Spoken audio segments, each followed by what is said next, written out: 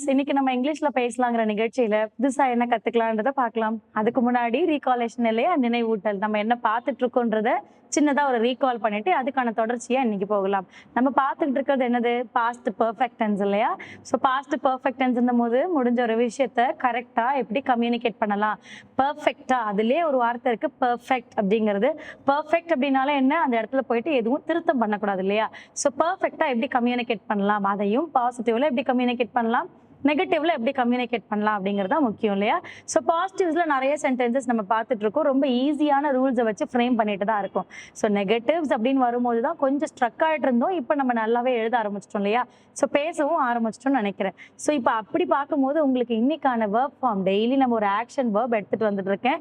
ஏன்னா எந்த மாதிரியான டென்சஸ் ஆர் சென்டென்சஸ் இருந்தாலும் நமக்கு யார் வேணும்? செயல் வார்த்தைகள் கண்டிப்பா வேணும், ஆக்ஷன் வேர்ப்ஸ்ங்கிறது வேணும். ஸோ அதை எப்படி V1 தனியா, V2 தனியா, V3 தனியா பிரிச்சு எழுதலாங்கிறத பார்க்கலாம். அந்த பிரிச்சு எழுதுறதை எப்படி நம்ம இந்த பாஸ்ட் பெர்ஃபெக்ட் பாசிட்டிவ்ல அப்ளை பண்ணி அதை சென்டென்ஸா எப்படி ஃப்ரேம் பண்றோம்ன்றத பார்க்கலாம். இன்னைக்கு உங்களுக்கான வேர்ப் ஃபார்ம் என்ன, அதோட V2 V3s என்ன அப்படிங்கிறதையும் நான் சொல்றேன் வாங்க. ஸோ நம்ம பார்த்துட்டு இருக்கிறது பாஸ்ட் பெர்ஃபெக்ட் டென்ஸ் இல்லையா? ஸோ அப்படி எடுக்கும் போது V1 V2 V3. ஸோ அப்போ V1 ஃபார்ம்ல இருக்கிறது நம்ம என்னது? ப்ரெசென்ட் இல்லையா, விச் இண்டிகேட்ஸ் ப்ரெசென்ட். அண்ட் V2ல வரும்போது பாஸ்ட். ஸோ அப்போ நான் இன்னைக்கு உங்களுக்கு எடுத்துட்டு வந்திருக்கக்கூடிய வேர்ப் ஃபார்ம் என்ன அப்படின்னா forgive அப்படிங்கிறது தான். ஸோ எல்லாருக்குமே ஒன்று இருக்கும் இல்லையா, forgive அப்படிங்கிறது மன்னிக்கிறது இல்லையா? ஸோ அப்போ மன்னிக்கிறது அப்படிங்கிறத போது அதை எப்படி சொல்லலாம், செகண்ட் அண்ட் தேர்ட் ஃபார்ம்ல அப்படிங்கிறத பார்க்கலாம். இப்போ ஃபர்ஸ்ட் ஃபார்ம்ல forgive அப்படிங்கிறது மன்னிக்கவும்.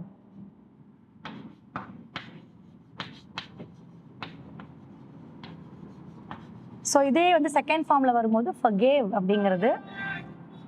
ஸோ இங்க எது மாறும் அப்படின்னா give gave அப்படிங்கிறத மாறும். forgave and forgave அப்படிங்கிறது. ஸோ இந்த இடத்துல வந்து மன்னித்தார் அப்படிங்கிற மாதிரி வரும். மன்னித்தார் அப்படிங்கிறது எங்க? forgave செகண்ட் ஃபார்ம்ல, பாஸ்ட் இல்ல. இதே வந்து பாஸ்ட் பார்ட்டிசிபிள் பிபில வரும்போது V3 என்ன சொல்றாங்க? forgiven. forgiven அப்படிங்கிறது forgiven அப்படிங்கும் போது மன்னிக்கப்பட்டது.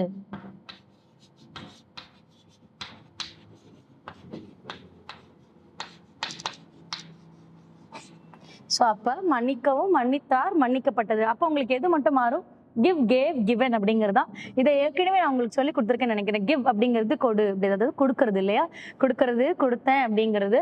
ஸோ அப்போ அதே போல தான் எங்கள் forgiveல வந்து மன்னிக்கவும். ஓகே, I forgive you, நான் உன்னை மன்னிக்கிறேன் அப்படிங்கிறது. இல்லை அதை forgave அப்படிங்கும் போது I forgave him, நான் அவனை மன்னித்தேன் அப்படிங்கிற மாதிரி.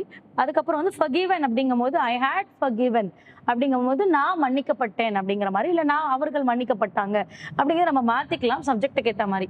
இப்போ ஒரு வேர்ப் ஃபார்ம் உங்களுக்கு கிடைச்சிருக்கும்னு நினைக்கிறேன். ஏன்னா எல்லாருமே வந்து இந்த சாரி அப்படிங்கிறத வந்து ஒரு சாரிங்கிறத வந்து ஒரு அன்யூஷுவலா சொல்ல முடியும். அதுவே ஒரு ப்ரொஃபஷனலா இல்லை ஒரு கரெக்டா அஃபிஷியலான வார்த்தைகள் யூஸ் பண்ணும் போது என்ன forgive பண்ணுங்க, மன்னிச்சிடுங்க அப்படிங்கிறத வந்து எப்படி ஃப்ரேம் பண்ணலாம், அது வந்து பாஸ்ட்ல சொன்னாங்க இல்லை சொல்லி முடிச்சிட்டாங்க அப்படிங்கிறத கரெக்டாக கம்யூனிகேட் பண்ணும். அதுதான் ப்ராப்ளமா இருக்கும். ஸோ இது சொல்லும் போது உங்களுக்கு ஈஸியா இருக்கும்னு நினைக்கிறேன். இப்போ இந்த மீன் அண்ட் இந்த ஃபார்ம்ஸை வச்சு எப்படி சென்டென்ஸ் எழுதலாம்னு பார்க்கலாம். ஸோ சென்டென்ஸ் எழுதுறதுக்கு யார் வேணும்? நமக்கு சப்ஜெக்ட் அப்படிங்கிறவங்க வேணும். ஸோ நம்ம கிட்ட ஆல்ரெடி யாரெல்லாம் சப்ஜெக்ட் இருக்காங்க? I, we, you. So already இவங்கெல்லாம் இருக்காங்க. இது இல்லாமல் he, she, they இல்லையா? ஸோ இப்போ நம்ம சப்ஜெக்ட்ஸ் நம்ம கிட்ட இருக்காங்க. ஸோ இவங்களோட as a rule of past perfect நம்ம எக்ஸ்க்ளூசிவா என்ன பார்த்துட்டு இருக்கோம்? நெகட்டிவ் அப்படிங்கிறத பார்த்துட்டு இருக்கோம் இல்லையா? அப்போ பாஸ்ட் பர்ஃபெக்டோட ரூல் பிரகாரம் யார் எடுப்போம்? ஏவி. ஸோ ஏவிங்கிறவர் யாரு? ஆக்சிலரி வேர்ப் இல்லையா?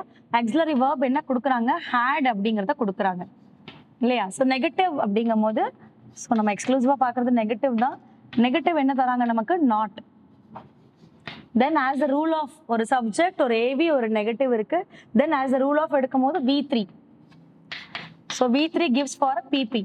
பாஸ்ட் பார்ட்டிசிபிள் வந்து V3 கொடுப்பாங்க. அப்போ ஒரு சப்ஜெக்ட், ஒரு எக்ஸிலரி வேர்ப், ஒரு நெகட்டிவ், ஒரு பாஸ்ட் பார்ட்டிசிபிள் இருக்கு. இப்போ ரூல் வந்து நமக்கு பர்ஃபெக்டா ஃப்ரேம் ஆயிடுச்சு.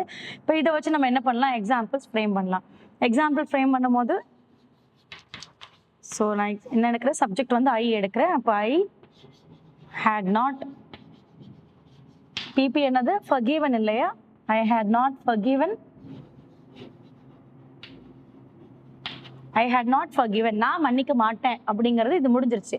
இதை நீங்க கம்ப்ளீட் பண்ண நினைக்கிறீங்க, இன்னும் வந்து நான் எந்த விஷயத்த மன்னிக்க மாட்டேன் அப்படிங்கறத சொல்ல நினைக்கிறீங்க அப்படின்னா I had not forgiven to his curse.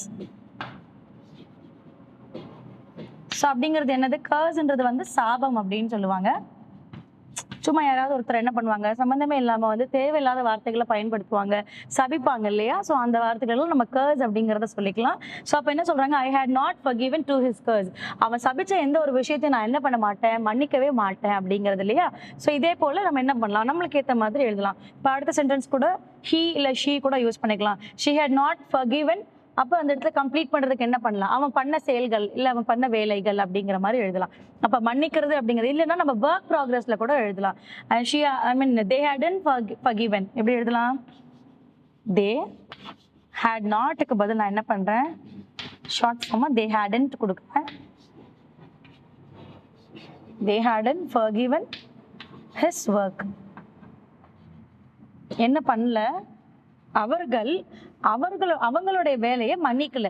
அது யாரா வேணா இருக்கலாம், அவன் ஆர் அவள் அப்படிங்கறதா ஹெஸ். அப்ப இங்க தேங்கிறது வந்து இட் இண்டிகேட்ஸ் ஆஃப் அவர்கள் இல்லையா? அவர்கள் என்ன பண்ணல? மன்னிக்கல. யாரோட விஷயத்த மன்னிக்கல? அவங்களுடைய விஷயத்த, அவங்க கேர்ள் பாய் யாரோ ஒருத்தர் அவங்க பண்ண வேலையை வந்து அவங்க மன்னிக்கிறதா இல்லை, மன்னிக்கப்படவில்லை அப்படின்னு. இங்க மன்னிக்கப்பட்டதுன்னு இருக்கு, இங்க நமக்கு had not given அப்படின்னு இந்த இடத்துலலாம் வரும்போது என்ன வரும்? மன்னிக்கப்படவில்லை.